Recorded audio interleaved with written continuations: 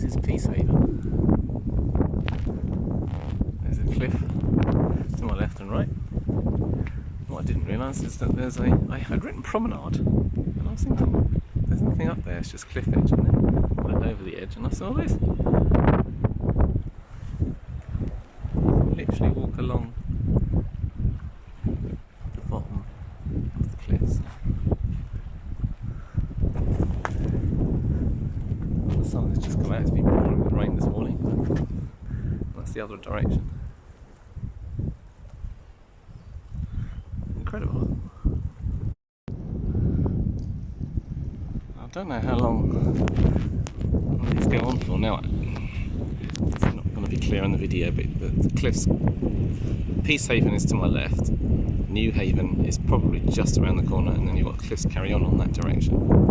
I'll spin round. Again, they go on. I can see them going on to there, and the only thing I can see on the left are some tower blocks, which I'm going to have to check out. I don't know what they belong to. I have a feeling they might be on the marina at Brighton.